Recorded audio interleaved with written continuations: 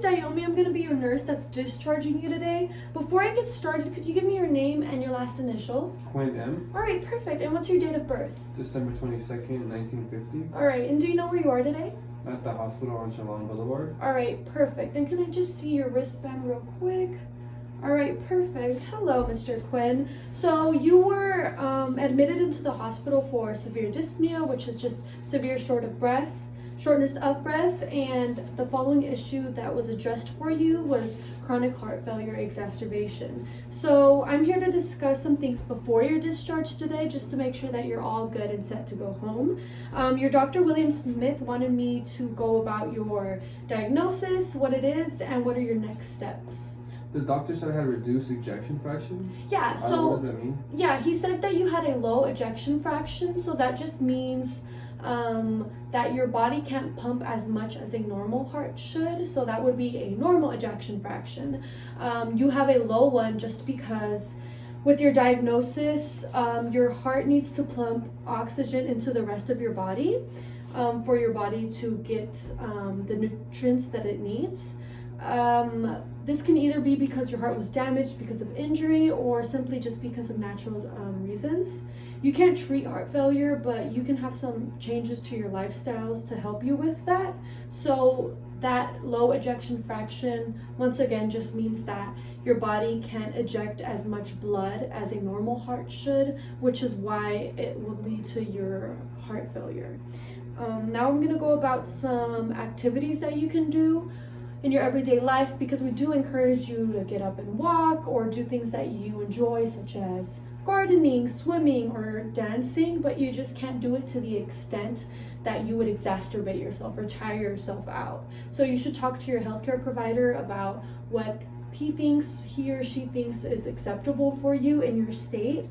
You should stop once you feel very weak or if you get short of breath, because you should always prioritize your rest. If you feel lightheaded or if you have any chest pain, you should stop and call your doctor to see what's going on, because it can be either because you're doing too much exercise or some other underlying diseases or underlying things, such as if your diet's not working or if you're not doing things as you're supposed to, such as your medications. So as far as your diet goes, we're going to have you on a healthy heart diet, which just means you're going to lower your alcohol and your sodium salt intake. Why should I reduce my sodium and my alcohol intake? So salt attracts water in your body, and if you have too much water in your body, that's going to cause your liquid in your heart to build up, and if it builds up, it can then go back into your lungs, which is what is going to make your heart failure a little more severe. So if you're increasing your salt intake, or if you're eating a lot of salt, that's going to hold a lot of excess fluid in your body, and it's going to make your heart just work more than it should. So to do this, you can limit and stop your canned, dried, packaged, or fast foods, which is very high in sodium.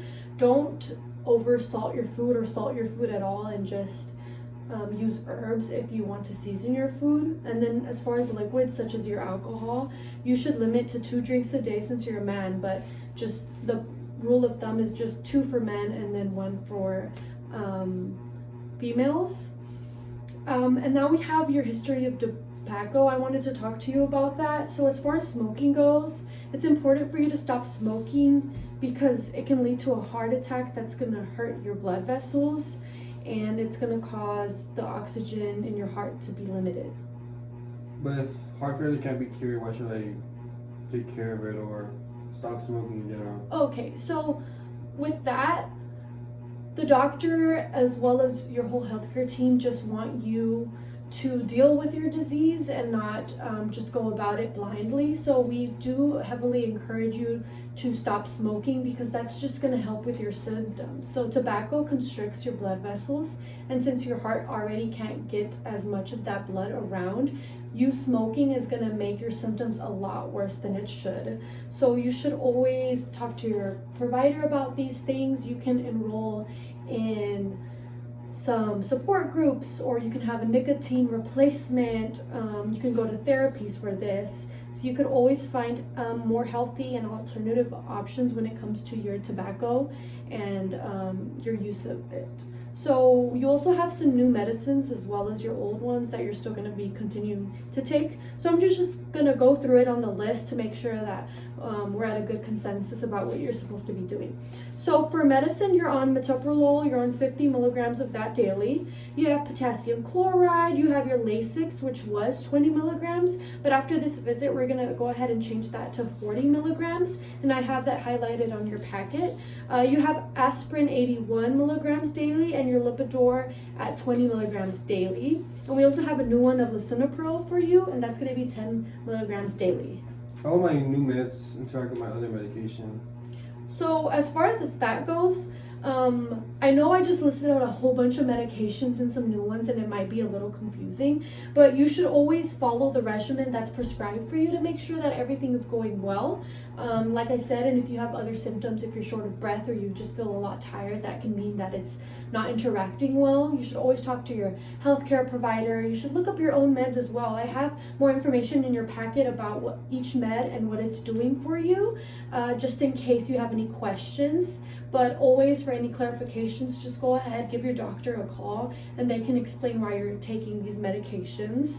And just some tips and things: if you forget to take a dose, you should take it immediately, but if you do know that it's very close to your next dose of the same one, you should just go ahead and just do your normal scheduling dosing, and just call your doctor if you have any questions or if you have any clarifications for that.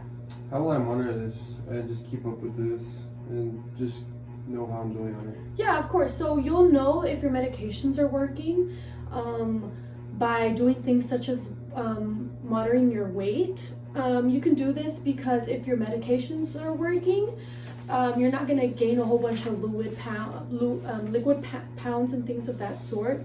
So you should weigh yourself every day around the same time with the same amount of clothing, just so it can be an indication of whether your heart failure is getting worse, because like I mentioned before, it is purely because of the liquid building up in your body. So if you notice that you gain more than 2 pounds in a day or more than 5 pounds in a week, that can mean that your body is retaining a lot of fluid or unnecessary fluid. That can mean that either your medications aren't working, if you need a change of your diet. So as far as that goes, that's how you know if you're taking things well.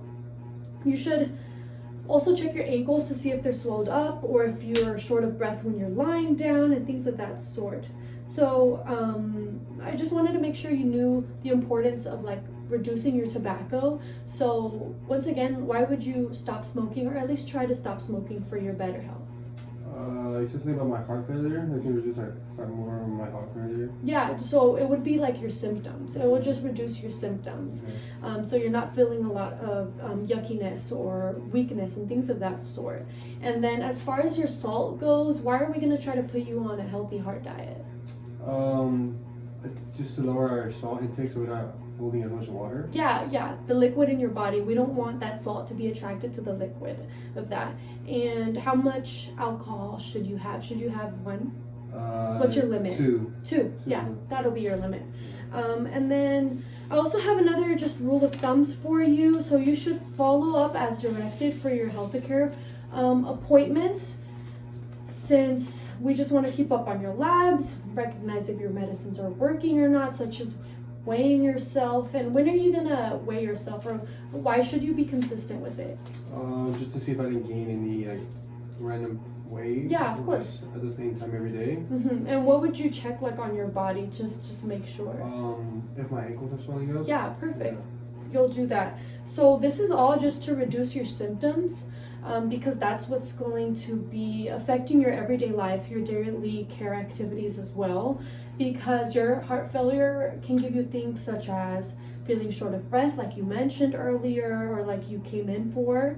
You're gonna have trouble breathing at night, your legs are gonna be swelled up, you're gonna be fatigued easily, you're gonna be weak, and your neck can swell up a little, the veins in your neck can swell up, and all of these things are very uncomfortable for you. So we're just gonna try to reduce those symptoms as much as possible. And you're gonna stop